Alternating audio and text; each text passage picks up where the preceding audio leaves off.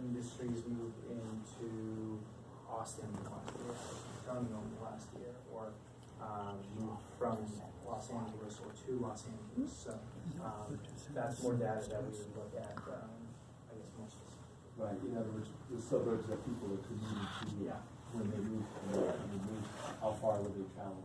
What metros? Yeah, and that actually is analysis that we definitely do when we're looking at specific neighborhoods within a metro to buy property, because you know, there are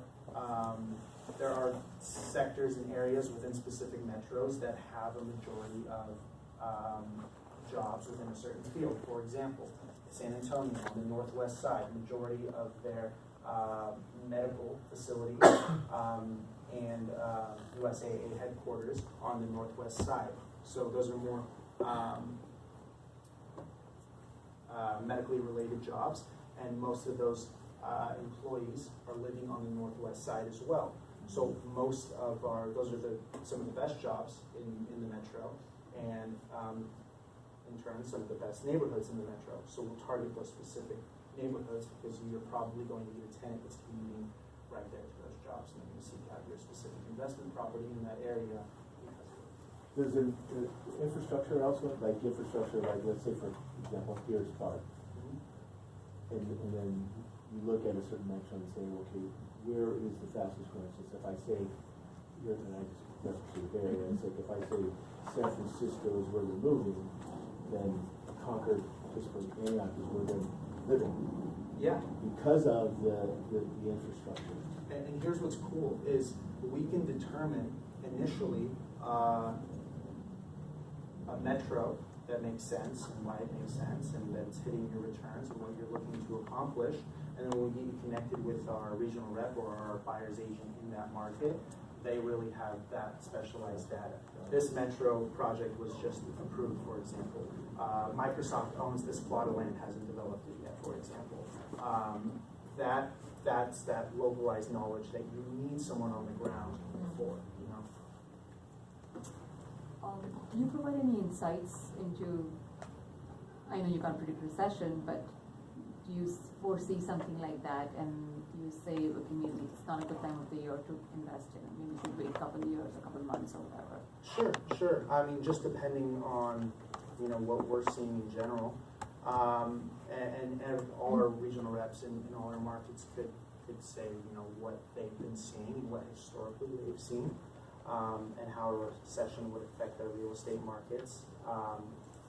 Generally speaking, you know, if someone was asking me about Orange County and LA, and if I was asked, are we at the top of the market, my response would be, very well could be. I don't know what's going to happen through the summer and into the end of the year, but we're not appreciating very fast at all. In fact, some areas of LA appreciated 0.1% year over year from last year, so that would be very flat. But interest rates also went down and inventory is going up, which is great for buyers. So we could see through the summer another incline. You know, I can only make inferences based on that. Whereas some markets like Texas specifically, or even Memphis, they are more linear markets that don't fluctuate with real estate cycles historically. So regardless of if we're in a rapidly growing economy or in a recession, we don't see a lot of movement in their median home price. So these are our market data packets, are just examples of them. It's all available online. Again, I recommend you reading through any that you're interested in taking a look at, and I'm happy to send over, of course, any that you'd like to look at. So one question about Bay Area. I noticed that's also a market that you focus on. And generally speaking, Bay Area property availability or the appreciation has always been, you know, a matter of demand and supply. Do you see any of that changing of late?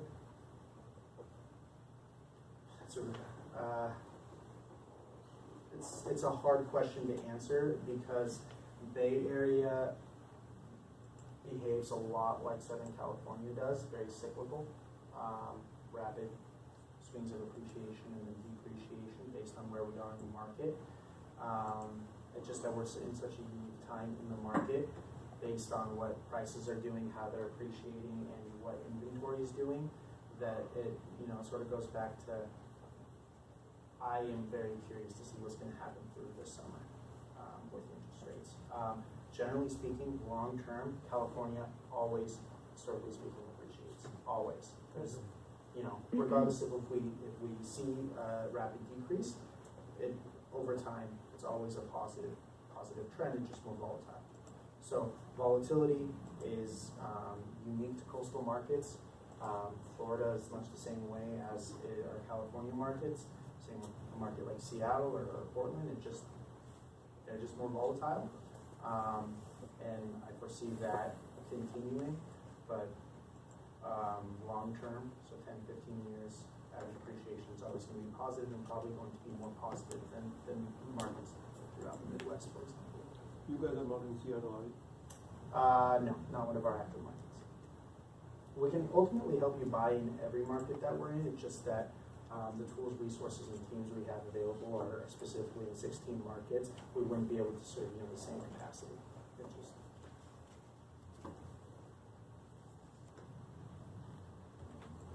All right, we're going to talk a bit about financing.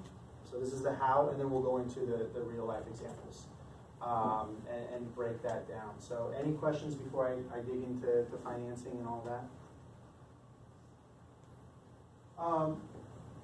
These are the most common ways people acquire real estate. Conventional financing is what most of us are going to utilize. These are going to be the lowest down payments, the best interest rates. Conventional financing provides you the most leverage, and if you can qualify for conventional financing, then I definitely recommend you do so. However, you're not limited to conventional financing. If you are investing with your retirement accounts, your self-directed IRA or solo 401k, or if you have more than 10 conventional mortgages and you still want to leverage, then private financing is an option. You're going to have higher down payments and higher interest rates, but you can still leverage. Of course, you can, especially popular option for California investors who own their primary residences and who have owned them for several years, can use equity within your home. And then, like we talked about, 1031 exchanges. They down the line, after you own investment property for a while and it has appreciated, rather than paying a 25 to 35% capital gains tax on your appreciation, you can move that into more rental property tax deferred.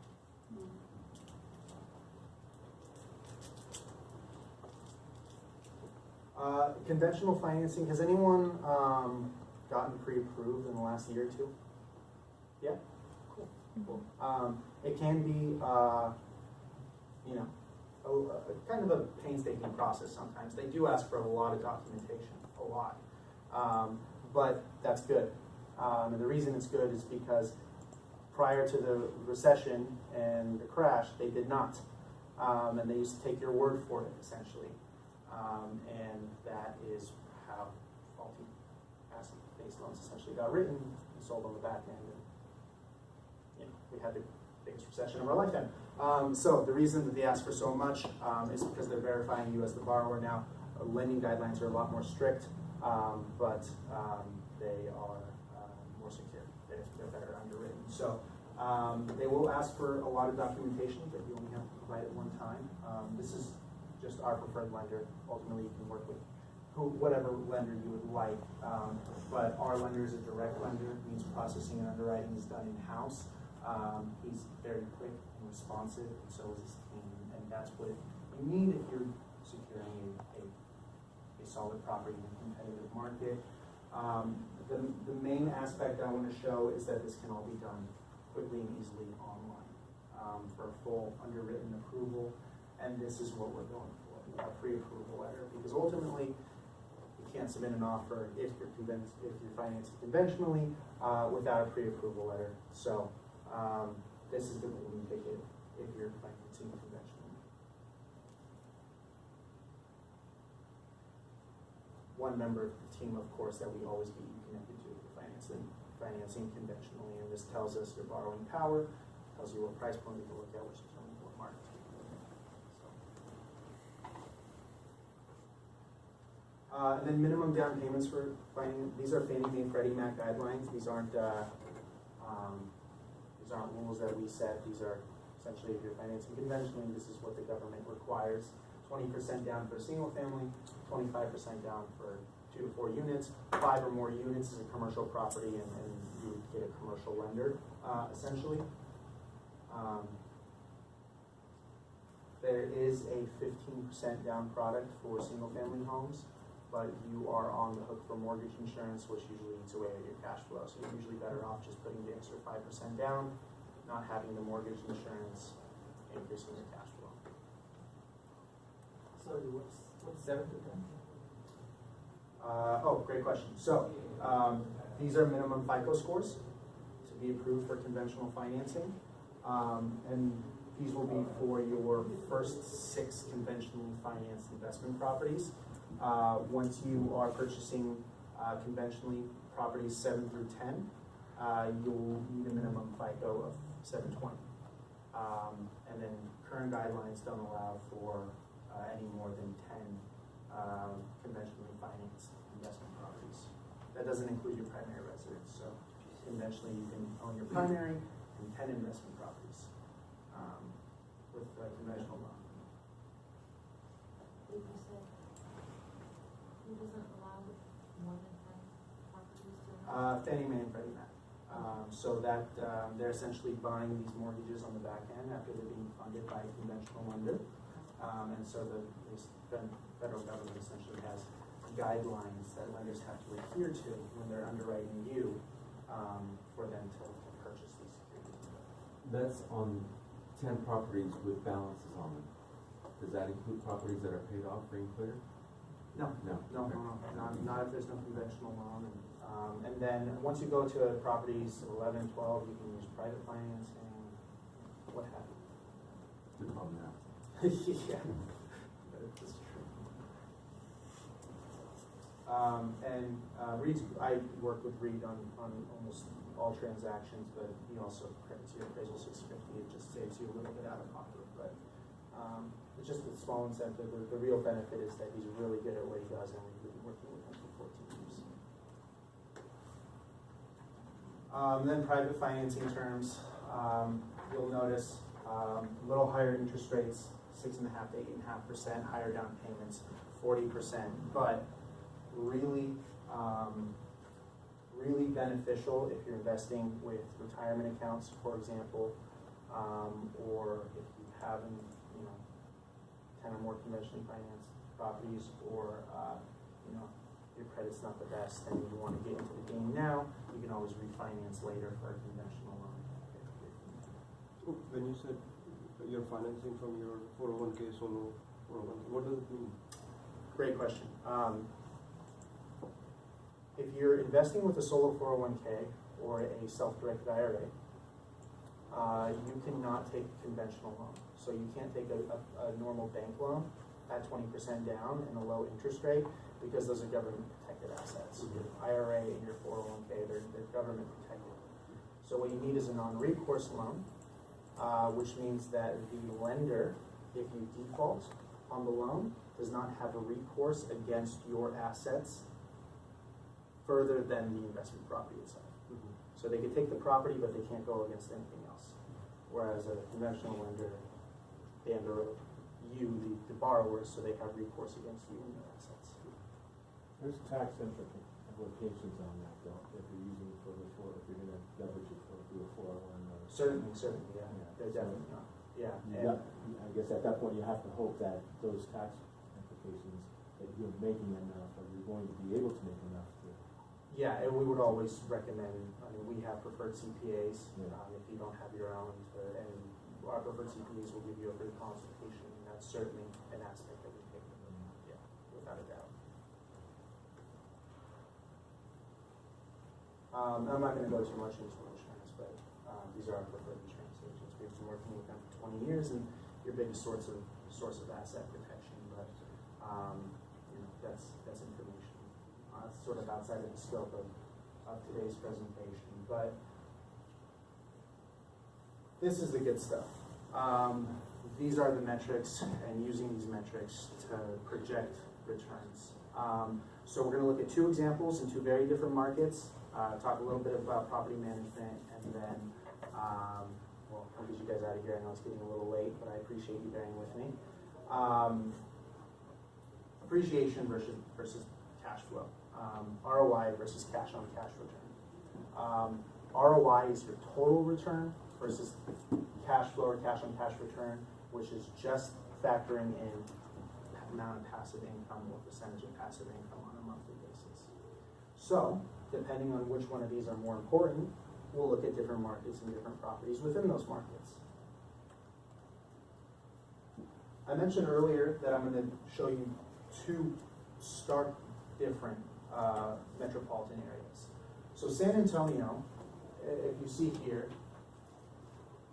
this is the 25-year historical appreciation trend.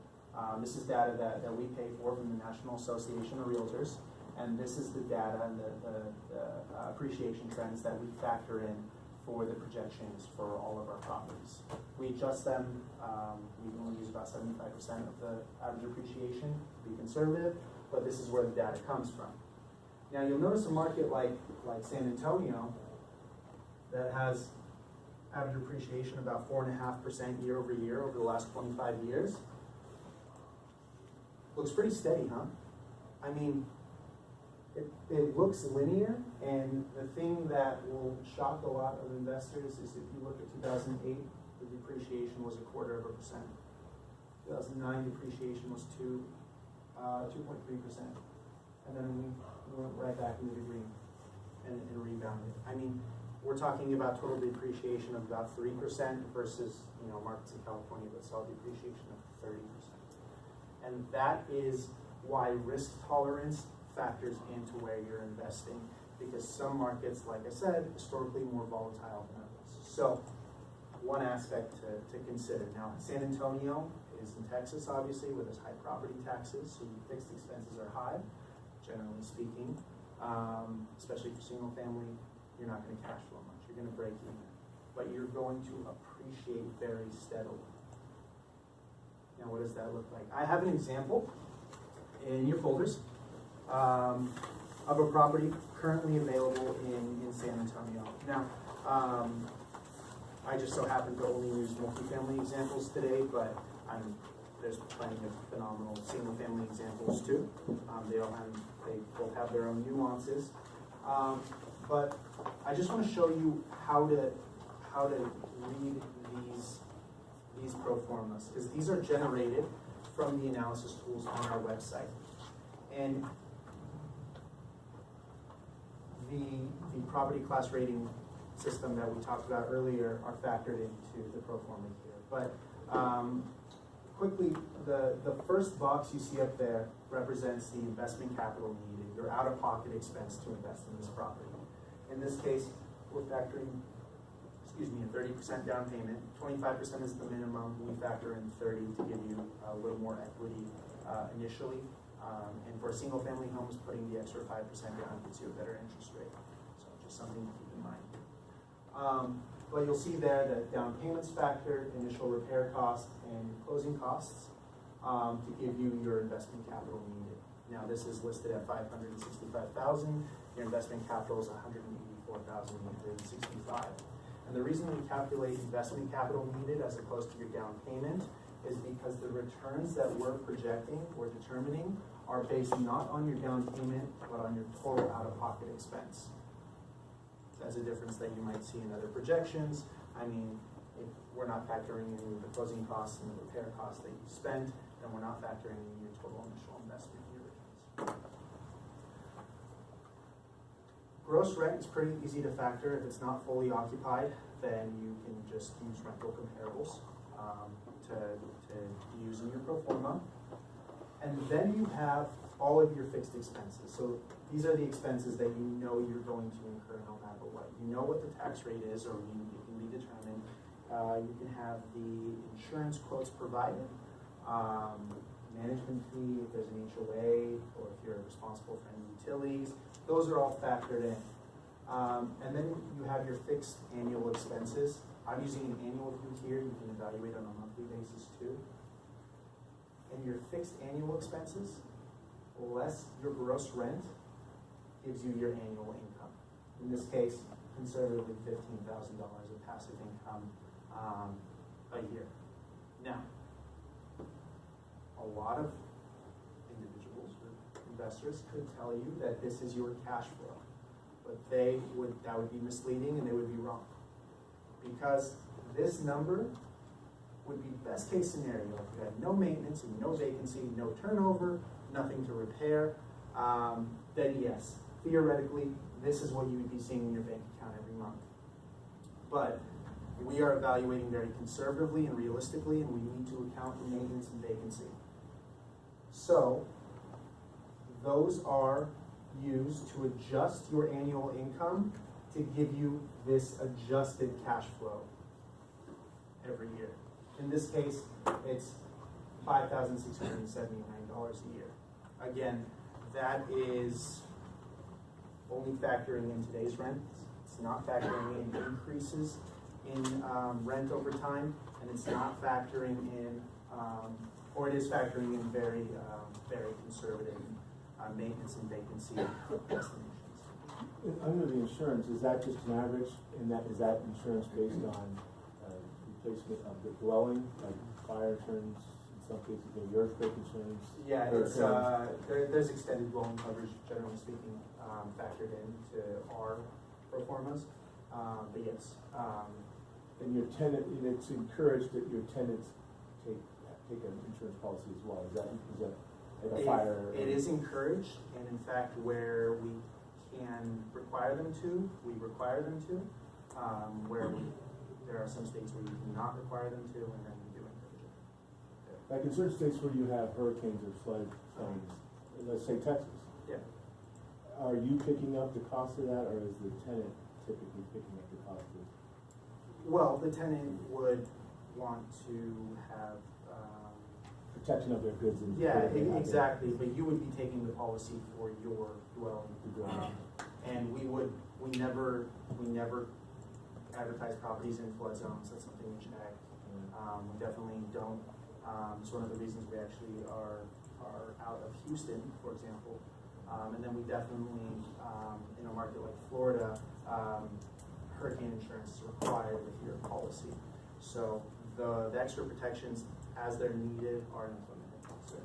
And so again, it's to encourage, and maybe in some cases, mandatory, they take up insurance policy for Yes, if we for can. their property, and not necessarily the damage of the unit. In other words, if there's We hold a security deposit of theirs. If they damage the unit, that covers anything outside of normal wear and tear. What do you mean year 15? That is a default time period that our property calculators are set to. That's completely adjustable.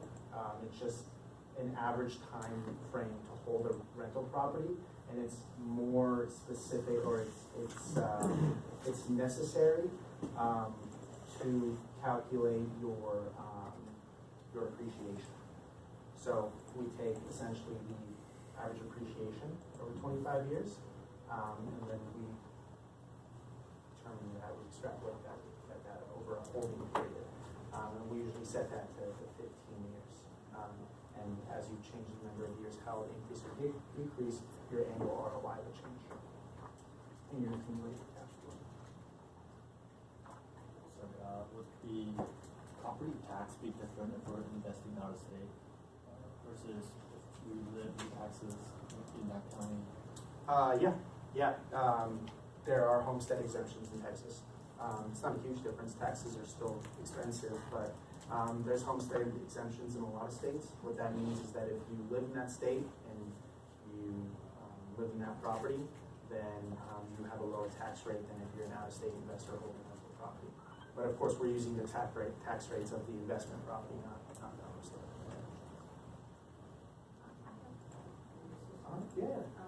So the 15-year projected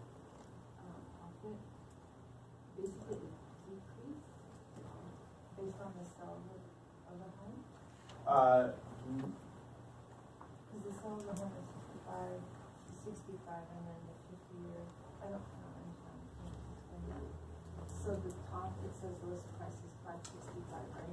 Mhm. And then in the bottom, it says 50 and projected, profit. In green, it says I- 550. Yeah, so, show you in just a second, how that works, yeah. So, how these two numbers are determined, probably the main questions we're, experiencing right now. Projected profit is determined by an accumulation of your appreciation, cash flow, and principal pay down over 15 years, less your selling expenses. And your return on investment is representative of how much of your initial return you're seeing through those metrics year over year. So, you take a look here, this is how it's broken down. You essentially have your initial investment of $565,000, and based on this number, your adjusted cash flow times 12, or times 15, you get your $85,195 of accumulated cash flow. Based on the appreciation trend that we talked about, of 4.5%, adjusted about 75% of that number, we're saying that we're appreciating over 15 years about $435,000. Now your sales price will be this number, this $435,000 plus your initial purchase. And then this is representative of 15 years of payments on a 30-year fixed mortgage over 15 years. So this is where that $554,000 number is coming from, and you'll see here it's subtracting your selling expenses. So that includes your closing costs and commissions down below. And this is also just an estimation. Yes. It's not for sure. It's using the 25-year average, so throughout whatever fluctuations have occurred. How did you arrive at the 435,000 appreciation? We took this 4.5%, we adjusted it, we used about 75% of that number, then adjusted it a little bit for property class, and then used it for year-over-year appreciation for the $565,000 initial investment, to see exactly how the appreciation trends are factored for property class. You just click on this little FX on our website, and it'll show you the exact formulas used. Because it's all adjustable. And this also includes the 184,000 that you initially paid out. Correct. So this Well- appreciation is after that. It's not over the original list price. It's actually lower. Well, the resale value that we're talking about here is this appreciation trend plus the cost of the home. So we're saying that you're going to sell this home in 15. Plus, 565 plus this. Yeah, 900 and some odd thousand. It'll be really. Yeah. 15 years. We're talking about a property that's worth almost 600,000 today in San Antonio. Historically speaking, almost linearly at over 4% annual appreciation, so which is adjusted. Same with your community cash flow. It's really heavily weighted with maintenance and vacancy adjustments as well. So, these are being as conservative as possible and using those maintenance and vacancy percentages. But the way that we're determining the return on investment here is taking the profit from the sale, because of course we do have to pay off the mortgage, the rest of the remaining balance on our mortgage, and we do have selling expenses if we sell within 15 years. We're using all aspects of the return that we're going to see over 15 years, including cash flow and principal pay down and appreciation. And we're dividing that by our initial investment, which will give us a total return on investment, and dividing it by our holding period, which which gives us our annual return on investment. It's the same for any property that you're looking at. Total profit over what you've invested, and then divided by your holding period to give you an annual return. And what this is saying is that every year, you're seeing just under 20% of this initial investment return. In all three ways, you're making money in real estate. And the reason this is important, the reason this metric is important, is if total return is important to you specifically. That being said, some of you might be more interested in specifically cash flow. You might not care about appreciation or principal pay down. What's important is passive income. And in that case, we would use cash on cash return. This looks a lot different than San Antonio. Fort Myers, Florida is one of our most popular markets, but it behaves a lot more like the Bay Area or LA. It's very cyclical. However, over time, we do see an average appreciation of about 3.8% over the last 25 years. But if you look at 2008, you saw almost 40% appreciation or loss of value in a single year. So if you can stomach this, then it's still a great market. There is a lot of jobs going into Southwest Florida right now. Vacancy rate is very low. There's the availability of multifamily new construction.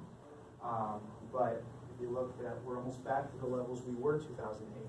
So historically speaking, it's cyclical, it's volatile.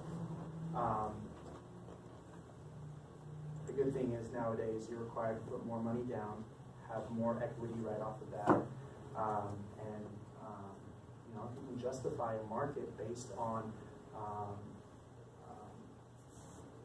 its local economy, if you can stomach a downturn over time, long term, you're still positive appreciation. See here, the average appreciation trend, even with that rapid depreciation, is still 3.8% year over year.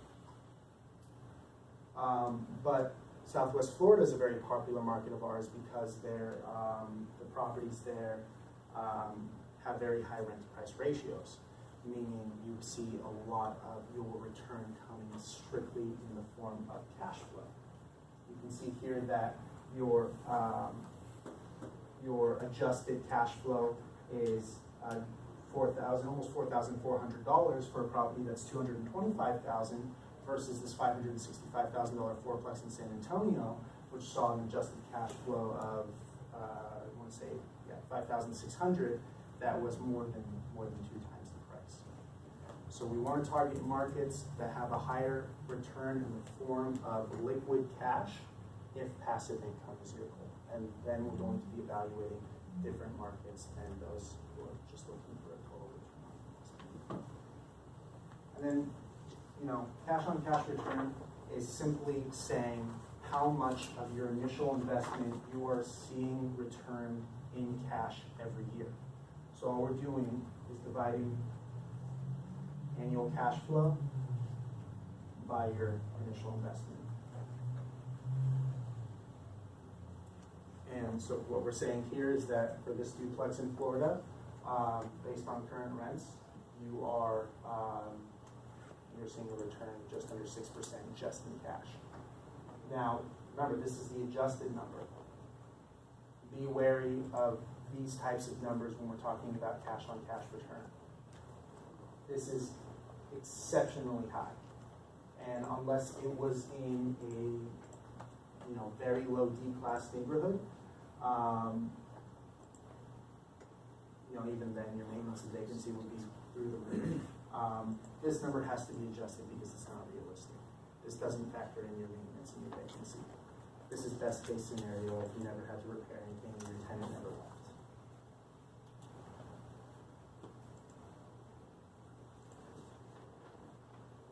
But both numbers are factored and calculated on pro formas just so you have them handy. You can see best case. Why don't you mention cap rate? You mention it in the last 2 slides. I mean, you show it on the last 2 slides, but you avoid it. You focus on cash. Is that? Yeah, that's a good question.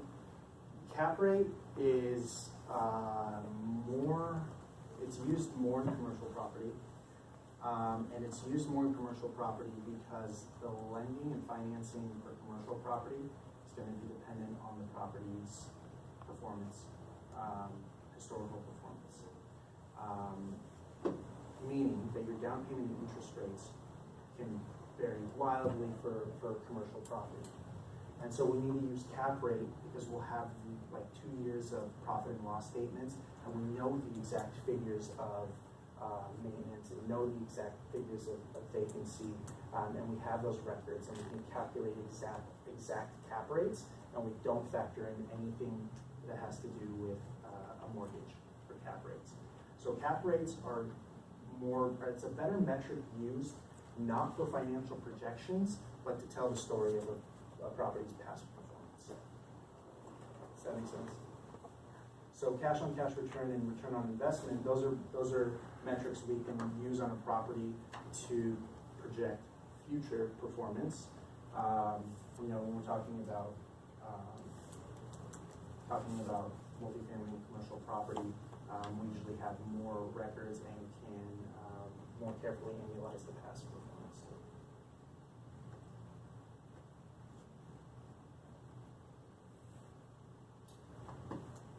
The blank financial calculator available right there on our website, and happy to send that over, provide the URL, certainly, and then of course this is available for So you don't have to be like a member or anything for that calculator? Mm-hmm. Okay. Mm-hmm. You do need to sign up, just make an account to access the property rating ebook, but it's free.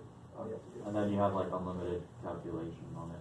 So. Yeah. Okay. I mean, you don't even have to sign up to get those unlimited calculations. Everything is accessible. Nothing costs anything on the website. I was just wondering because there's somewhere it's like you have like 5 and then you have to make an account and pay monthly. I just wanted to make sure. You didn't let me get to that yet. Oh, sorry about that. I'm going to sell you guys the follow-up class. just kidding. We're not one of those companies. This is if you want to look at the property management rates on any of our markets, they're right there for you on our website. This is our portal. Same thing for tenants and landlords. Anytime you're evaluating property manager, you want to make sure that they are utilizing technology. There's no reason your tenants shouldn't be paying online or submitting requests online. Makes it very transparent. You should be able to access that just like your tenants. And a reputable property manager will invest in that sort of technology to manage your portfolio. That's capacity, really. Talked a little bit about exactly what a property manager does.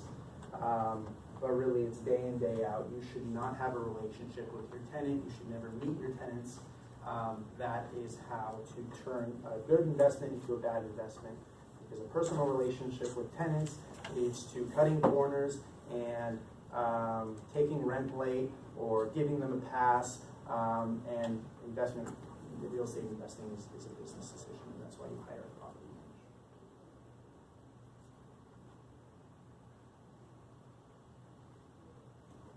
Most important thing I want to highlight with property manager, or with selecting a property manager, is to avoid conflicts of interest.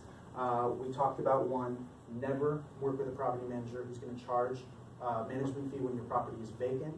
They have no incentive to place a tenant. They should only be making money when you're making money. Second is if they have in-house maintenance services, that is a huge conflict of interest. They should not be making money on the repairs on your home. That incentivizes them to find repairs on your home, and they will do that because that is going to be an aspect that's going to generate revenue for them.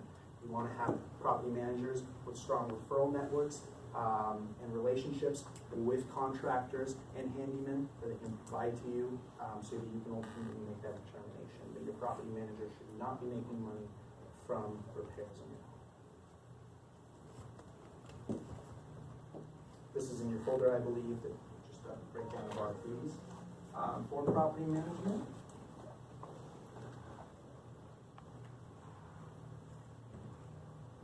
So we talked a little bit about vacancy and maintenance, of course, the biggest risks in investing, property values and natural disasters as well. Ultimately, there's ways to mitigate every risk in real estate investing. There's no way to eliminate, but there is a way to mitigate. Proper coverage, investing in the correct areas, putting sizable amount of equity down, et cetera, doing your due diligence.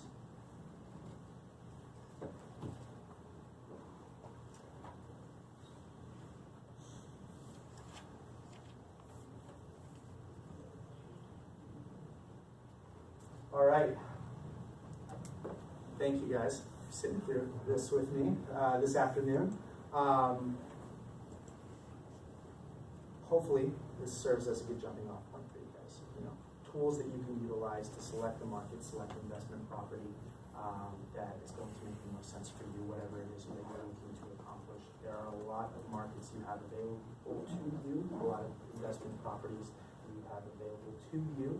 And it doesn't just have to be here in California where you live. As long as you're working with the right team, it can be in any market across the country. We happen to represent 16, and we do this day in, day out. I would love to chat with you guys in more detail after this, answer more questions. I'll be around a little bit after this as well.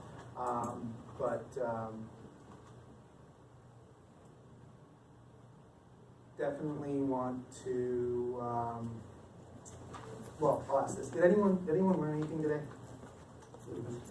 Give yourselves a round of applause for sitting 2 hours. If you guys wouldn't mind taking a moment to fill out the evaluation form. This helps us obviously improve these events, helps us understand what to cover future events, but most importantly, helps us with some of the stuff. And thank you, everyone. Yeah. Thank you, guys. Thank you.